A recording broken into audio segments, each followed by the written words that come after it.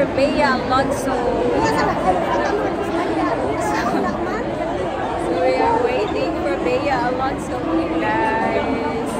But before now, ladies and gentlemen, ito na ang pinaka-aabangan nyo ngayong araw na ito.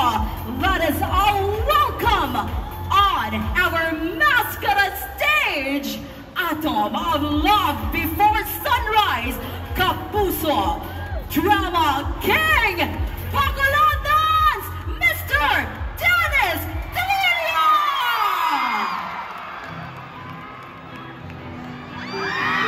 Hey! Kamusta kayo mga kapuso? Wow, dami tao! Okay pa ba kayo dyan? Oh yeah!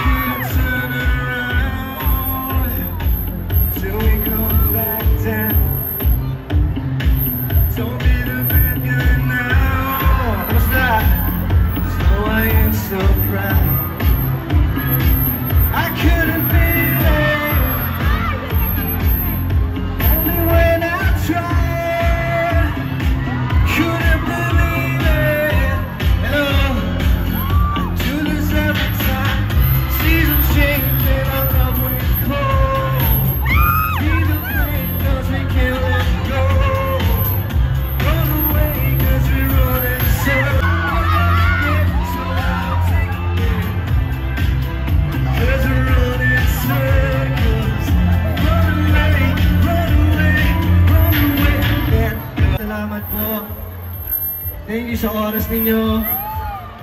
Sana po panoorin ninyo Love Before Sunrise. Lunes hanggang Biyernes sa GMA Primetime. And syempre, mapapanood ninyo sa kahit anong device, anytime, anywhere. Mag-download lang kayo ng View app. Libre po yan. Kaya subukan ninyo. Maraming salamat sa inyong lahat. At hindi ko na patatagalin pa, syempre, i-introduce ko sa inyo. Siguro, isa sa mga dahilan kung bakit nandito kayo ngayon, inyong Queen Bey, the box office queen. Walang iba kundi si Miss Bea Alonso!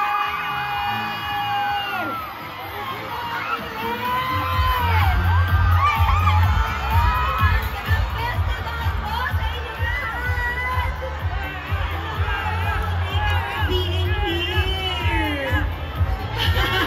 Masaya po kami nakarating kami ulit dito after such a long time. At maraming salamat po sa inyong mainit na pagtanggap. Hello everyone, kahit dyan sa bahay. Siyempre, dahil nandito na rin lang ako, mag-aalay ako sa inyo ng isang kanta. Dahil matagal tayong hindi nagkita, hindi ko alam kung naaalala niyo pa itong kantang ito. Sana sabayan niyo ako kung naaalala niyo. Music please.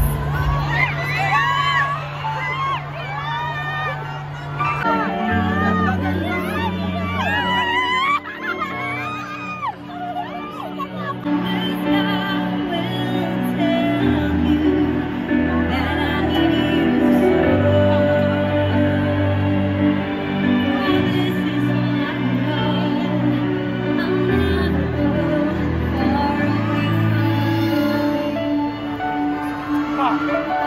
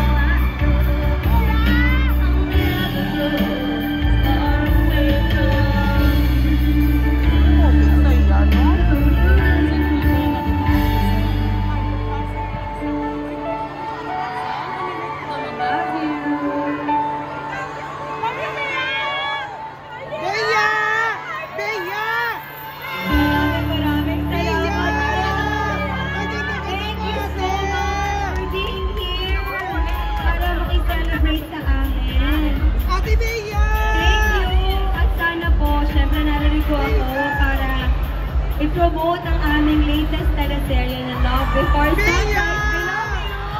On GMA. At syempre, pwede kayo mag-stream sa View anytime, anywhere ng advanced episodes. Pwede nyo po ito panoorin sa iba't ibang devices like phone or tablet, laptop, at kahit sa smart TV. So sana po ay mapanood nyo ang Love Before Sunrise. At kanina po nakita nyo si Dennis, di ba? Ang gwapo, di ba? Yes! Gwapo niya sa personal at napakagaling pong actor. At dahil ginaganahan kami ngayon dahil sa presensya ninyong lahat, mag-aali kami ulit sa inyo ng isa pang kanta. Okay ba yun? Okay! May I call on Mr. Dennis Trillo back on stage. The Drama King, Mr. Dennis Trillo! Yun, let's go. Sana po sabayan niyo rin kami sa kantang ito. Sigurado ako, alam nila to. Parang ginaganahan din si Dennis kumanta eh. Oo nga eh, syempre, parang... Napapanood nyo ba yung mga TikTok ni Dennis? Dennis! Isang TikTok naman. Gusto nyo ba siya mag-TikTok kaya? Teka, saan ba yung kakantahin natin? Music please! Yeah! Oh yeah! Alam niyo ba to, guys? Sabayan niyo rin kami ha!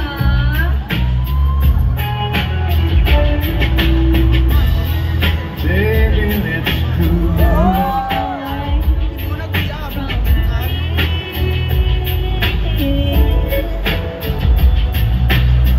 Don't be confused.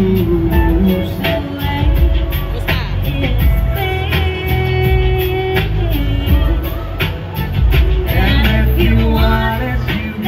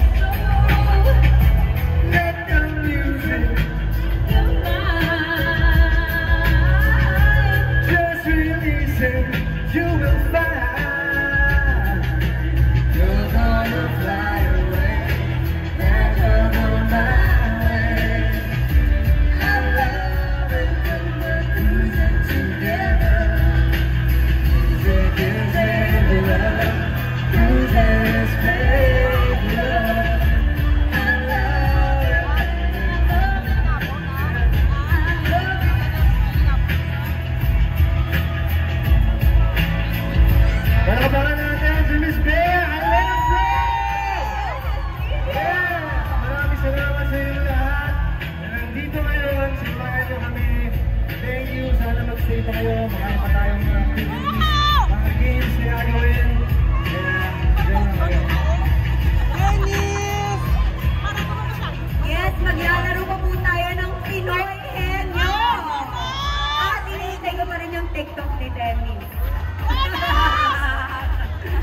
Ayun, magkaman sa rin, Miss Marian! Sa ngayon, Mr. Dennis! Grabe, na-feel nyo ba ang mainit na pagtanggap ng Bacolod nun po? Sobrang init ang pagtanggap nila. Kaya talagang napakasaya namin na nandito kami ngayong hapon na ito. Yes, talaga excited po talaga ang mga Bacolod noon na andito po kayong dalawa. Kaya Bacolod noon, isang palangga ako naman dyan in 3, 2, 1! Palangga ako, yes! And of course, Miss Bea and Sir Dennis, in 2001, sabay kayong nilaunch as actors, right? So, the show is somehow a reunion for the two of you. So, kumusta naman po ang experience? Masaya kasi kahit na matagal kami makalayo na 20 years, 20 years kami hindi nakita. Before nakita kami ulit, fetus pa lang kami noon. Pero talaga nakikita ko yung mga ginagawa niya, yung mga teleseries niya, yung mga pelikula. So, I feel proud na nakilala siya nung umpisa pa lang. And nakita ko kung anong growth niya as an actor and as a human being. So, I am very proud of him. No, dahil naman po may mga characters po kayo sa Love Before Sunrise, na-relate niyo din po ba ito as a person or as Bea and as Dennis? Ako dun sa love story, siguro may mga parte, diba? Kasi parang for me, parang magiging organic lang siya kung nagagaling siya sa truth mo, sa totoong buhay, diba? At ako nakaka-relate ako, marami akong similarities dun sa character ni Stella. Like, she's also a breadwinner, mapagmahal sa pamilya niya. Nung nag-uumpisa ako, I would really prioritize my work and my goals in life before love. So, ganun din, marami yung similarities sa mga. Yun. At syempre, ikaw naman po, Mr. Dennis Trillo, na-relate nyo din po ba as Dennis? Sa tingin ko, kailangan maglagay ka ng something na Dennis sa bawat characters. Kasi hindi yan mabubuo kung ikaw lang mismo yung gagawa. Kailangan may tulong ng mga special na incident sa buhay mo na mag-trigger doon sa character kung bakit siya arte ng gano'n.